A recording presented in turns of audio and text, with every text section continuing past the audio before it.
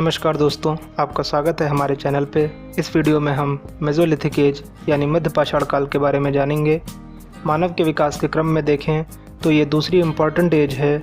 Mesolithic का समय Palaeolithic के बाद का और नियोलिथिक एज के पहले का है।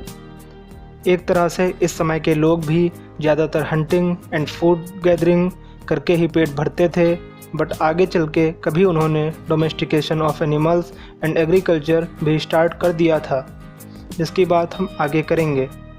पैलियोलिथिक एज का सबसे आखिरी समय अपर पैलियोलिथिक एज था, जो कि जब 10,000 BC के लगभग ख़त्म हुआ। लगभग इसी समय आइस एज भी ख़त्म हुआ था और 9,000 BC के आसपास जलवायु बदली, कुछ गर्म हुई।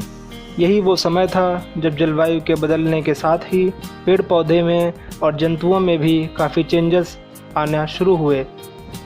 घास का स्तर काफ़ी बढ़ने लगा, काफ़ी हद तक जानवरों की संख्या भी बढ़ी। बकरियां, भेड़ वगैरह काफ़ी ज़्यादा बढ़ी होंगी, जिसके चलते हंटिंग भी बहुत ज़्यादा बढ़ गई होगी। 9,000 BC के जलवायु परिवर्तन के बाद कोई बड़ा मेजर चेंज जलवायु में नहीं हुआ है।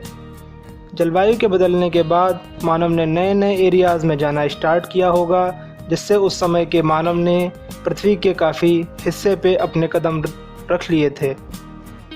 जब जानवरों की संख्या बढ़ी होगी तब काफ़ी जानवरों के तो शिकार मानव ने किए होंगे, मगर उन्हीं में से कुछ जानवरों के जब उन्होंने पास जाके देखा होगा तब उन्हें महसूस हुआ होगा कि ना तो ये इंसान के लिए ख़तरनाक हैं और उल्टा इनसे इंसान को काफ़ी कुछ चीज़ें भी मिलती हैं, जैसे दूध वगैरह। तो ऐसे धीरे धीरे पशुपालन की शुरुआत भी हुई होगी। लोगों ने पालतू जानवरों को पालना शुरू किया होगा, जो कि मानव के लिए एक नई शुरुआत थी, और इससे मानव का हंटिंग से हटके दिमाग थोड़ा अलग चीज़ों में लगना शुरू हुआ होगा, जिसके चलते वो आगे चल के कुछ एग्रीकल्चर वगैरह के बारे में भी सोचेगा, जो कि मानव के लिए एक बहुत ही बड़ी खोज साबित होगा। काफ़ी समय बाद कभी इंसान ने गेहूँ वगैरह को चख के देखा होगा, तब उसे समझ आया होगा कि हम फूड्स गैदरिंग एंड हंटिंग के सिवा भी शायद कुछ कर सकते हैं अपने जीवन यापन के लिए। तब कभी आगे चल के कुछ छोटे स्तर पे खेती वगैरह की शुरुआत हुई होगी। लोगों को समझ आया होगा कि किस तरह से प्रकृति के सहयोग से छोटे से बीज हमारे जीने के लिए खाने का इंतज़ाम भी कर सकते हैं, जिसके चलते आगे कुछ समय बाद एग्रीकल्चर भी शुरू हुआ होगा। आगे चल के मानव ने फ़िशिंग वगैरह भी शुरू किया होगा। मछलियाँ पकड़ना मानव सीख चुका था उस समय। टूल्स की बात करते हैं जो उस समय यूज़ होते थे। मेसोलिथिक का समय में मुख्यतः माइक्रोलिथ्स का ही यूज़ हुआ है। ये माइक्रोलिथ्स काफ़ी छोटे साइज के स्टोन्स थे। अगर पैलियोलिथिक की बात करें तो पैलियोलिथिक में बड़े बड़े पत्थर यूज़ किए जा रहे थे, लेकिन अब उनका साइज भी काफ़ी कम हो गया था,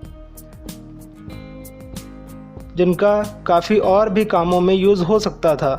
अभी तक तो मानव सिर्फ जानवरों को मारने या उनकी खाल वगैरह निकालने या फिर पेड़ वगैरह की छाल निकालने में ही स्टोन्स का यूज़ करता था। मेसोलिथिक एज की sites middle and eastern India में काफ़ी हैं। इनमें राजस्थान की बागौर साइट काफ़ी ज़्यादा फेमस है। पैलियोलिथिक समय की तरह ही मेसोलिथिक के लोग भी काफ़ी चित्र वगैरह बनाते थे। इस समय में आर्ट भी विकसित हुई थी। MP का भीमबेटका काफ़ी पॉपुलर है। मध्य प्रदेश में भीमबेटका में करीब 500 से भी ज़्यादा केव्स हैं, जिनमें काफ़ी ज़्यादा आर्ट वगैरह बनी हुई है। इनमें बहुत से जानवरों के और इंसानों के भी चित्र बने हैं। जैसा कि हम समझ सकते हैं कि जानवर वही बने होंगे जो उनके दिमाग में चलते होंगे, जिनका शिकार करने के लिए वो हर समय सोचते रहते होंगे, जिसे खाली समय में वो सोचते होंगे और टाइम पास में चित्रों में उतार देते होंगे। तो ये था मेसोलिथिक एज यानी मध्य पाषाण काल के बारे में। फ्यूचर में इस तरह की और भी बहुत सी इंटरेस्टिंग वीडियोस को देखने के लिए हमारे चैनल को सब्सक्राइब करें, एंड वीडियो पसंद आई हो तो लाइक एंड शेयर कीजिए।